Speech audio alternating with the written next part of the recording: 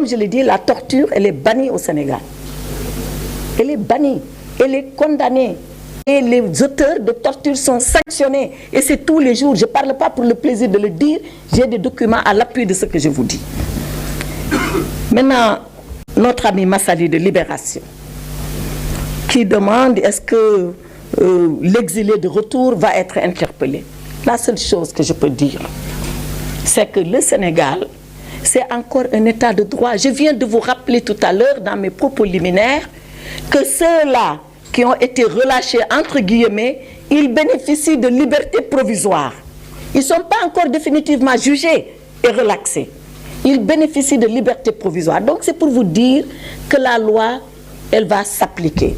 Dans quel sens? Je ne sais pas, c'est aux juges qui vont juger de le dire. Par contre, la vocation de tous les mandats d'arrêt au Sénégal, c'est qu'ils s'appliquent et qu'ils soient exécutés, quelle que puisse être la personne. Donc, il y a des mandats d'arrêt qui ont été lancés, ils sont actuellement à la police, les mandats d'arrêt s'exécuteront et après, quand les juges décideront de mesures de clémence ou de bonne compréhension, les juges le feront en toute indépendance. Il ne me revient pas d'apprécier. La seule chose que je peux dire, c'est que la loi elle a vocation à s'appliquer au Sénégal et elle s'applique erga omnes à l'endroit de tout le monde. Est-ce qu'il y a une sanction administrative pour abandon de poste?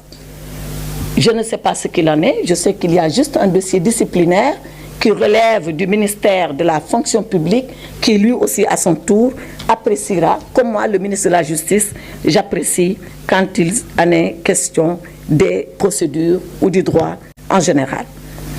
Dernière question, c'est celle qui m'a été posée par le représentant de l'AFP. Qu'en est-il? Est-ce qu'il y a une liberté provisoire qui se prépare pour Bassirou... Madame, vous voulez parler? D'accord. Pour Bassirou Diomaye Faye et pour M. Ousmane Sonko. La seule chose que je peux dire les concernant, c'est que ce que nous sommes en train de faire, comme je l'ai dit, on ne le fait pas de façon massive comme ça, pour notre bon vouloir ou à la tête du client.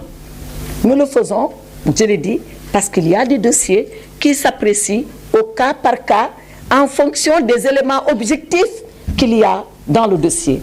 Pour le moment, c'est là où nous en sommes. Est-ce que nous aurons encore un autre lot de dossiers à apprécier objectivement et à voir ce que nous allons faire? Certainement que oui. Mais quand je dis oui, ça ne veut pas dire libération de tout le monde, ça veut dire encore libération au cas par cas. Tout est possible selon la loi, tout est possible selon la procédure, tout est possible selon les éléments qui figurent au dossier. Voilà, je pense avoir répondu aux 5 premières questions. Non, vous demandez la parole et on vous la donne et vous posez la question. On va prendre le deuxième lot de 5 questions. Le nombre de personnes. Si vous me posez les questions comme ça, je ne répondrai jamais. Il vaut mieux vous inscrire ici et puis... Madame le garde des Sceaux. Le nombre de détenus libérés. Oui. Je pense, monsieur le directeur de l'administration pénitentiaire pourra me rectifier.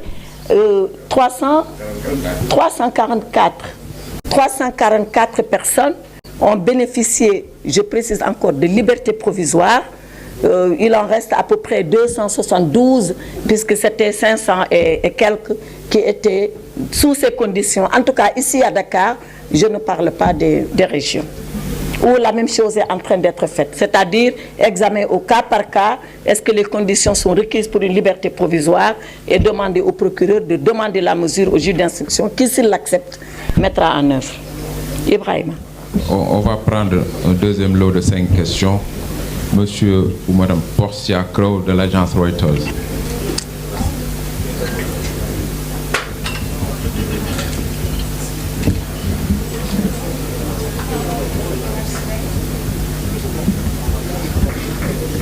Par Madame Maguette Sey de Walf Quotidien, qui dit que j'avais invoqué un blocage pour justifier de la décision de Monsieur le Président de la République de retirer le décret qui convoquait le corps électoral.